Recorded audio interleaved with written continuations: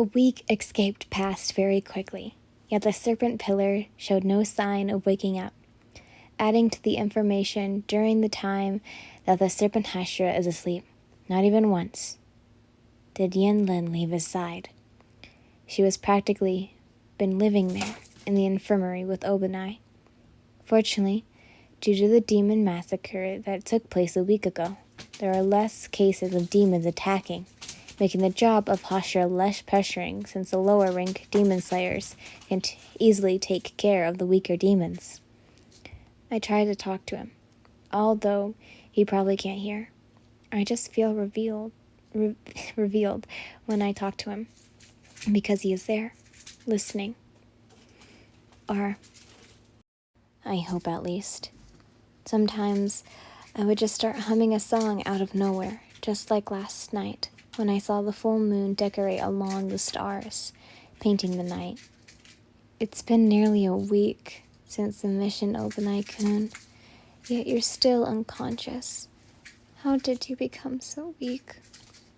Chuckling as a joke to no one in particular, considering that the serpent Hashra can't really realistically hear me or anything. On the other hand, Kamaruma slithers its way up my leg until he reaches my upper body, where he circles himself against my neck, resting, just like how he would used to do it with Obanai. Spring is nearly here, and I remember you telling me that you will take me to the flower fields, just the two of us. But you are here, sleeping instead of fulfilling your promise. Gently flicks his forehead, remembering every single moment. I stare at him. I'm glad that my memories came back. It's been a long time since I last heard your voice, so wake up sooner and let me hear that beautiful voice of yours and see those gorgeous eyes. Kamaruma-kun, I'm sure you miss him as well, don't you? Looking at the snake resting on your shoulder, Kamaruma hisses in a reply, as if he understood the grief and wanted to participate in the conversation. Smiling, I patted the head of the snake before sitting down on the chair again. Kamaruma sees it as a chance to get to his master, as the snake slithered down onto my arm and then the bed. The snake circles itself on top of Obanai's chest, rising and sinking lightly to show a sign of life. That way, that Kamaruma rests his head against the chest of his master. The snake is trying so hard to awake his friend. See, even Kamaruma-kun is waiting for you, Obanai-kun. Now you certainly have to wake up quicker. Silence is what came next. Sighing in disappointment, I stare at a sleeping figure. It is peaceful, indeed, but I miss him so much.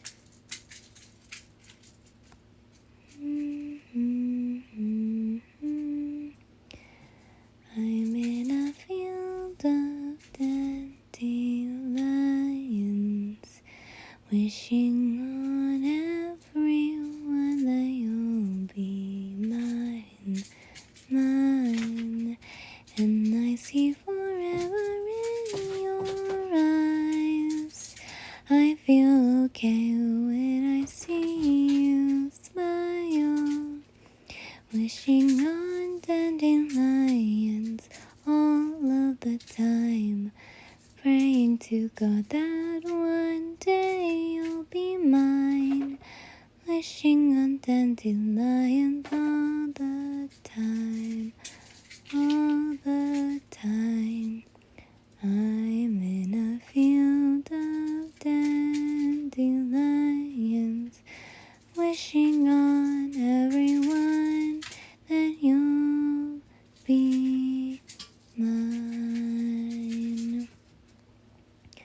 Humming the outline of the song ever so slightly, I see Kamaruma's head lift up due to the melody. Nah, Kamaruma-kun, I'm sure he'll wake up soon.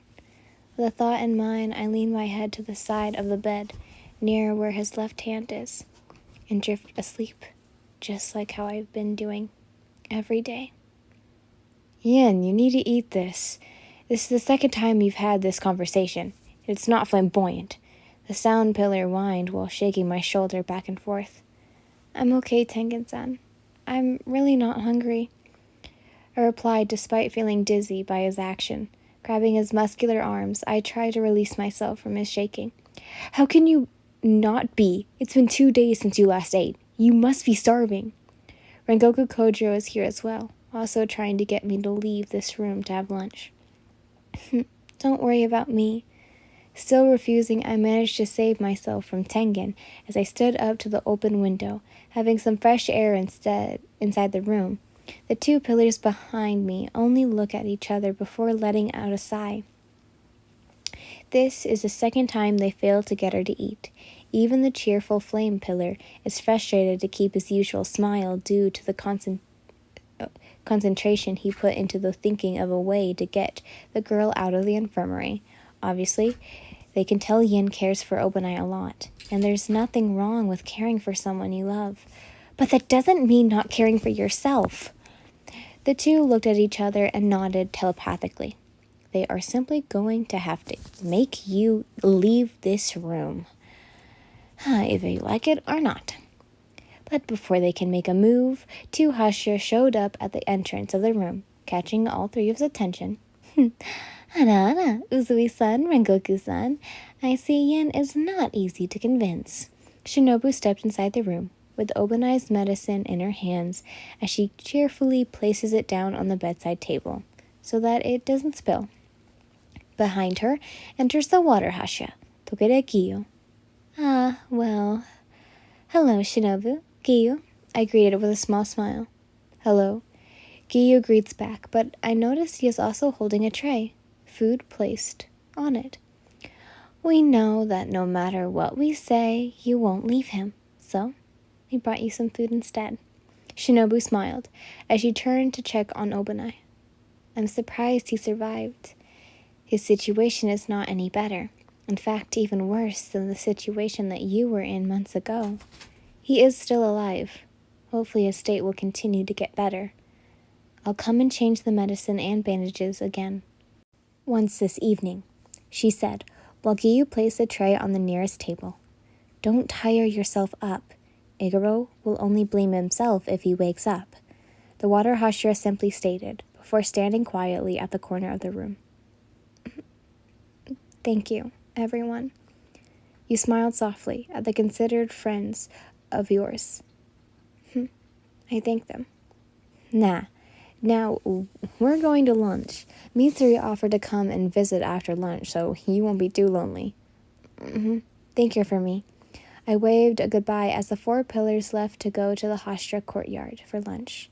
Before eating my food, I decided it would be a good idea to get Obanai to drink the medicine first so that he can hopefully recover quicker. I sat on the bed that he is lying on, carefully lifting his body up and placed it against me so that he is in a sitting position, leaning on me. Then I proceed to grab the bowl of medicine. It is not too much, but I need to get him to drink it. It's not that difficult since I've done this every day during the past week, already getting the hang of it.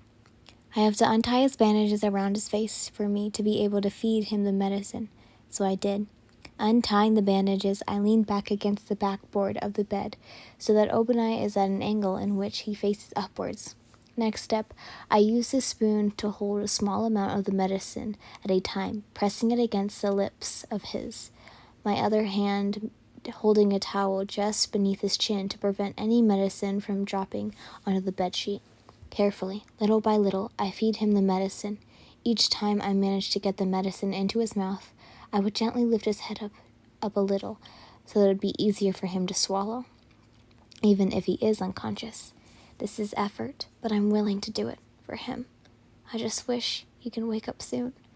After sorting Obanai out, I retreated a new set of bandages around his face and carefully laid him back down. Then I sat on the other side of the room and ate the food brought by Giyo. Kamaruma slithered its way towards me, resting its body on my leg, his crimson eyes staring at the unconscious body of his master. Kamaruma-kun, are you perhaps hungry? I ask. Normally Kamaruma can fetch his food on his own, so we don't really need to feed him.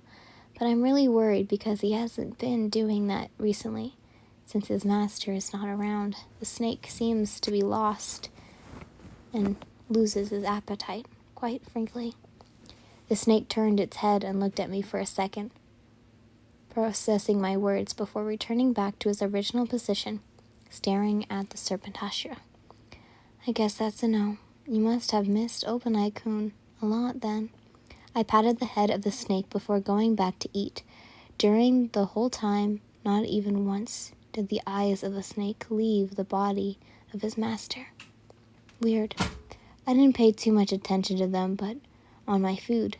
It is very heartwarming of the others to bring this to me. When I finish eating, I pack all the empty plates, bowls, chopsticks, and spoons together onto the tray. All of the other Hashira have been extra caring. The least I can do is to bring these back to the Hashira courtyard rather than having them come over and get it. Kamaruma-kun, I'll be back in a few minutes. Take care of Obanai-kun, okay? The snake seems to understand what I am saying and slides down from my lap and went to Obanai, resting next to his head.